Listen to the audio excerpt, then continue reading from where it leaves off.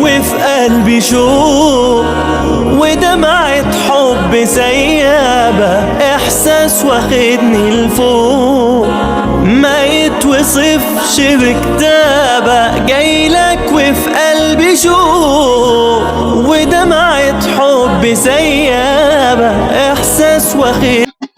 अस्सलाम वालेकुम जी, मैं हूं काशिफ इसरार और मैं आज मौजूद हूं कालो की। और आज यहाँ पर जो स्पेशल आने का मकसद है वो ये है कि जनाब कालो की में एक ऐसी सरकार जो है यहाँ पर जो है अब्दुल नींद सो रहे हैं, जिन्होंने यहाँ के लोगों के साथ साथ जो बाहर से आने वाले जो लोग हैं उनके लिए जो है बहुत ही अकीदत मंदी के साथ यहाँ पर जो है लोगों के लिए जो है अपनी खिदमत पेश की और उनके लिए जो है वो दुआ गो रहे। इवन के आज वो यहाँ पर सुपुर्द खाक होने के बावजूद जो है दूर दूर से अकीदतमंद जो है यहाँ पर आ रहे हैं और उनकी कब्र मुबारक की ज़ियारत करते हैं। उनके पास अपना, उनके सामने जो है अपने जो मसाइल हैं, अपनी जो परेशानियां हैं, अपनी जो दुआएं हैं वो सामने उनके रखते हैं और वो जो है उनकी अकीदत है कि अल्लाह ताला तक उनकी जो ये दुआएं, जो परेशानियां, जो उनकी जो मसाइल हैं वो पहुंचाते हैं और उनको जो है अल्लाह ताला जो है उनके फजल, उनके करम से जो है वो दूर फरमाते हैं। आज हमारे साथ यहाँ पर मौजूद हैं बाबा आशिक अली साहब, जो गद्दी नशीन है, साहबजादा बाबा यासिन साहब जो हैं। हम उनसे बात करते हैं और उनसे पूछते हैं तो यहाँ पर जो सुपुर्द खाक हैं इस वक्त बेसिकली वो कौन है, उनकी क्या करामात हैं, कितना अरसा हो गया है यहाँ पर जो है ये रौनक, ये जो मेला है ये चल रहा है, उसके हवाले से बातचीत करते हैं। अस्सलाम वालेकुम। वालेकुम सलाम जी। अच्छा सर, मैंने दसो एक ते माशाल्लाह सैयद बाबा खानजी पीर सरकार रहमतुल्लाह अलैह दा मज़ार है ते कितना अरसा हो गया है इन्हों दुनिया तो पर्दा कीते? कोई पता नहीं जी, किसी में इल्म नहीं है। बहुत पुराना खाता, पाकिस्तान हिंदुस्तान के वक्त का जी। पाकिस्तान हिंदुस्तान के वक्त है ते बहुत दूर दूर तो मैं देख रहा अकीदतमंद इत्थे आंदे ने ते तुसी माशाल्लाह इत्थे गद्दी नशीन हो। की करामात ने, की लोकी अपना जिहड़ा है और मसाइल परेशानियां लैके आंदे ने ते आया क्या समझदे हो कि जिहड़े लोग इत्थे आ रहे ने उन्हां दी जिहड़ी भी परेशानी है वो सरकार जिहड़े ने उन्हां दा पैगाम रात तक पहुंचा रहे हैं? अल्लाह पाक रहमत करदे ने वली दे सदके जी, जेड़ा भी आंदा अल्लाह पाक रहमत करदा, अल्लाह पाक उन्हें शिफा दिंदा। कई ऐसी चीज़ां दसदे असीं सुनदे आ रहे भी एक वो वक्त सी कि सरकार जो इत्थे आए सी कि अपनी गर्दन एक अपने हत्थ दे विच सी, एक हत्थ नाल तलवार नाल जंग ला रहे सी। यानी कि तुहाडा कहण दा मतलब है कि करामात दे विचों उन्हां दी करामात ने जिहड़े ते की समझदे हो जिहड़ा उनसे मुबारक है वो 27 ते 28 जून नूं शुरू होंदा, किन्ने दिन तक रहिंदा? बस 27 27 2 दिन रहिंदा है। पहला फिरागा होंदा, उस तो बाद ते माशाल्लाह चांदी 10 तरीक ते 11 मशीदा खत्म ही होंदा।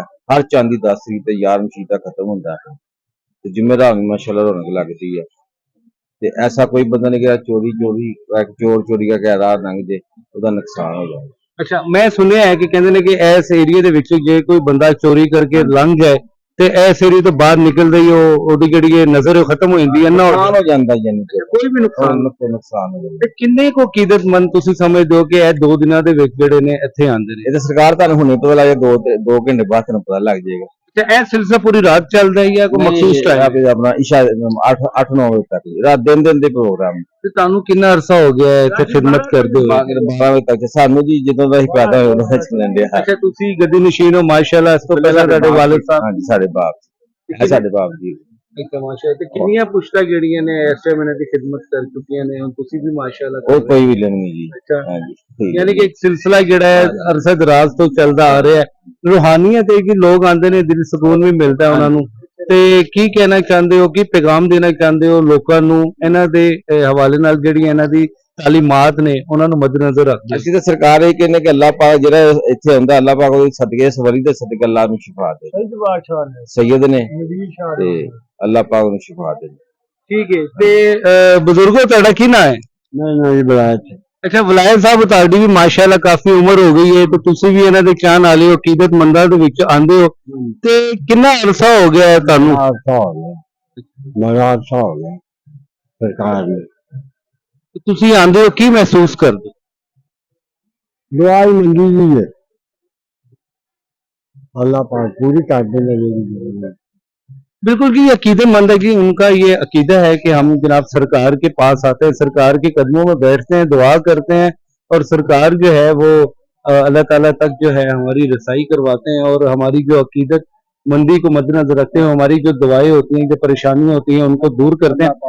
1,24,000 पैगंबर अल्लाह ताला ने जो है दुनिया में उतारे, उसके बाद तमाम साहबीन ताबईन जो है उन्होंने अल्लाह ताला की तबलीग की। उसके बाद जनाब ये सिलसिला शुरू हुआ तो वलिया औलिया इकराम तक आया।